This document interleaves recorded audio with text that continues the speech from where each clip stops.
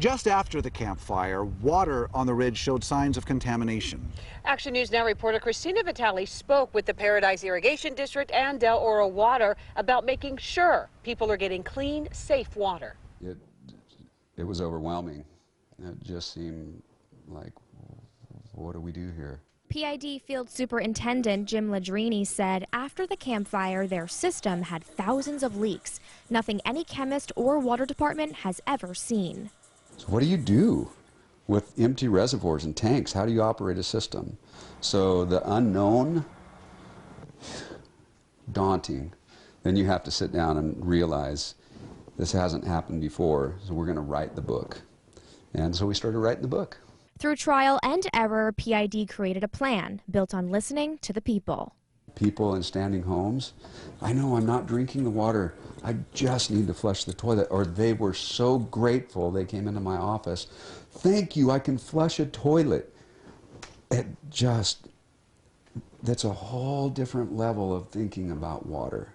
We were really worried. We didn't know, how long it would take to get potable water. When sampling began, PID quickly realized their water wasn't the problem. I think the problem is proving to be less than everybody originally feared, but none of us knew at the beginning. PID says the water itself was clean, but some of the lines tested positive for benzene.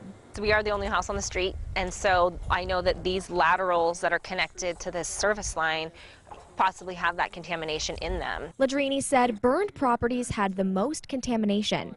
Del Oro Water Company Assistant Superintendent Jim Roberts said they saw the same thing. We know they're still out there. We know that there's still those services out there that have some contamination to them, but those are dead-end lines that aren't flowing into anything. They're just, that water is just sitting right there in those service laterals. And when time allows, we do go out there and flush to make sure that doesn't back up into our water mains at all. Standing homes that we've tested have come back non-detect for not only benzene, but we've done the full 20 VOC panel. But Roberts told Action News Now PID and Del Oro water systems are different.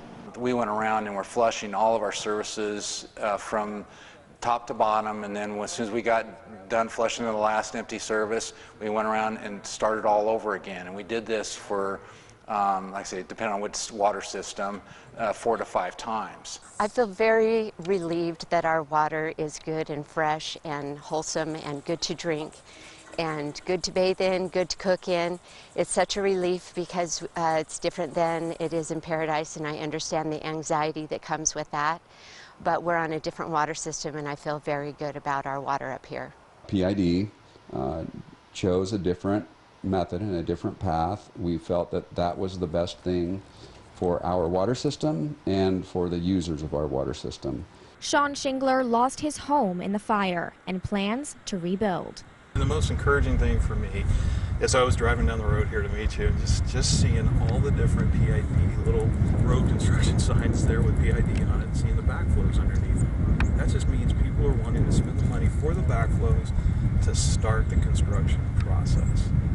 And if PID's taken 3 months or 4 months to get those in, it's because there's that many people that are excited about coming back and saying, hey, I need to get that done because I'm going to be starting in my home within the next 6 months or a year or something like that.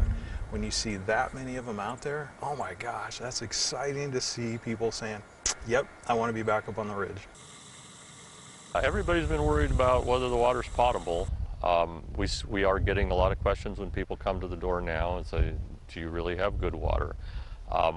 But a large contingent have said, I'll drink bottled water, just give me a home, I want back on the ridge. None of us really realized the problems that we faced with the water. PID, they're people the same as us, we were all homeless and overwhelmed. It was very mechanical.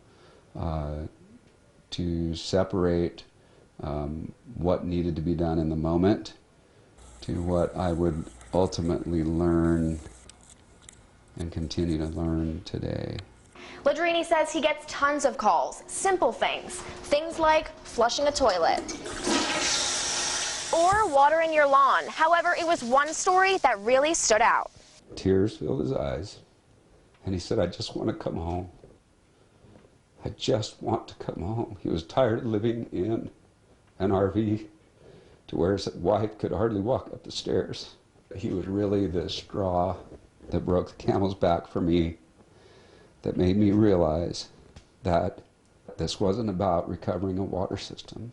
This was about recovering a people. Reporting on the Ridge, Christina Vitale, Action News Now.